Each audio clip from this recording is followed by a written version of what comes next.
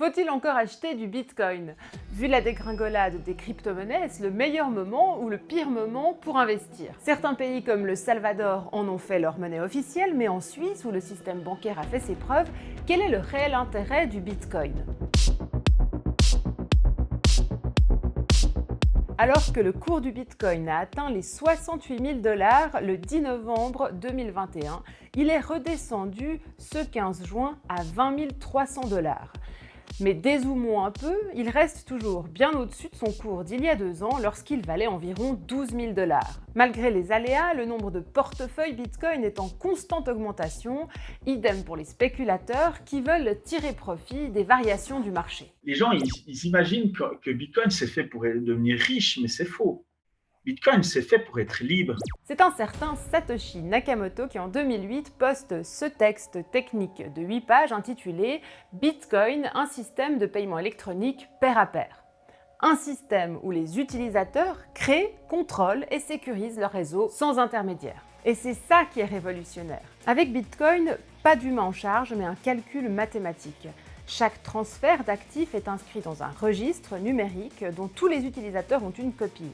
Ces registres sont à l'intérieur de la blockchain, sécurisés par les mineurs de Bitcoin pour éviter que quelqu'un de mal intentionné puisse y inscrire des montants frauduleux. À l'aide d'ordinateurs très puissants, ils vérifient chaque transaction et en échange, ils reçoivent des Bitcoins. On n'est plus uniquement dans l'État, on n'est pas dans le privé, mais on est dans quelque chose qui est dans le commun. Et ça, c'est quelque chose qui a initié depuis un certain nombre d'années avec Linux, avec les programmes libres et tout ça. Et Bitcoin, c'est un petit peu la première fois que tout c'est commun, cette logique, en fait, cette force du commun informatique est valorisée. Mais quand je dis valorisée, c'est vraiment à une valeur d'échange. Le Bitcoin est né de la crise financière de 2008 et de la nécessité de s'affranchir du système financier. Le problème fondamental avec la monnaie conventionnelle est toute la confiance nécessaire pour la faire fonctionner.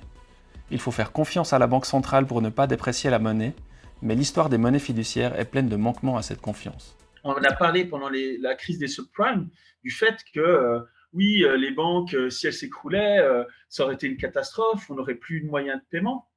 Mais si on a du Bitcoin, les banques, elles peuvent disparaître, on aura un moyen de paiement. La décentralisation de la technologie Bitcoin empêche la censure. Par exemple, dans l'affaire Wikileaks, les États-Unis ont fait pression sur PayPal et Visa pour empêcher de faire transférer des dons à Julian Assange. Bitcoin a permis de réaliser les transactions. C'est d'ailleurs ça aussi qu'on lui reproche, c'est de permettre de contourner des États pour acheter des produits illégaux.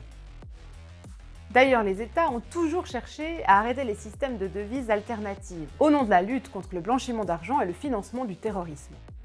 Mais à quoi ça sert dans la vie quotidienne, les bitcoins? En Suisse, on pourrait acheter un coca à la Migros si la Migros acceptait Bitcoin. Simplement, est-ce que ça a de l'intérêt, sachant que le franc suisse est stable et que Bitcoin, sa valeur fluctue? Probablement pas. Par contre, au Salvador, où ils ont une monnaie qui est vraiment instable, Bitcoin, ça peut être un moyen pour eux d'acheter du coca en se détournant du système bancaire et en conservant une monnaie qui a une valeur un peu plus stable. Donc en Suisse, le plus intéressant, ça serait l'épargne parce que justement, Bitcoin, sa valeur jusqu'ici n'a fait que d'augmenter alors que l'argent traditionnel, sa valeur ne fait que de baisser. Donc c'est un moyen de contourner l'inflation en fait. Le fait de dépendre de quelqu'un et d'être à la merci de quelqu'un, ça existe déjà. Il n'y a pas besoin de le réinventer.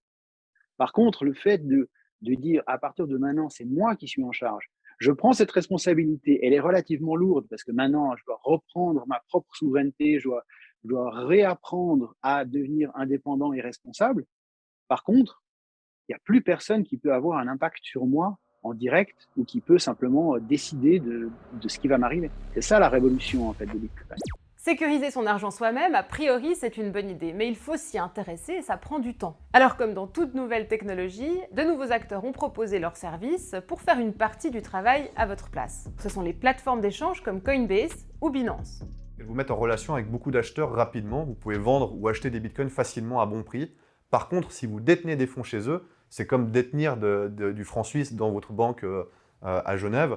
Et si elle fait faillite demain, vous perdez cet argent. Alors que Bitcoin, sa proposition, justement, c'est de ne dépendre d'aucun intermédiaire. Donc c'est un choix et c'est un risque à prendre. Mais il n'y a pas seulement le Bitcoin, il existe des milliers d'autres crypto-monnaies. Certaines disent qu'elles sont plus écologiques, d'autres disent qu'elles sont plus rapides, Mais le problème, c'est que ces propositions, elles s'appuient sur Bitcoin, sur l'architecture de Bitcoin, mais modifiées. Donc ce sont des compromis sur la sécurité, sur la décentralisation. Et ces compromis-là, peut-être qu'ils sont moins résistants face à l'épreuve du feu qu'elles n'ont pas encore passé. Et là, le risque, c'est que tout s'effondre.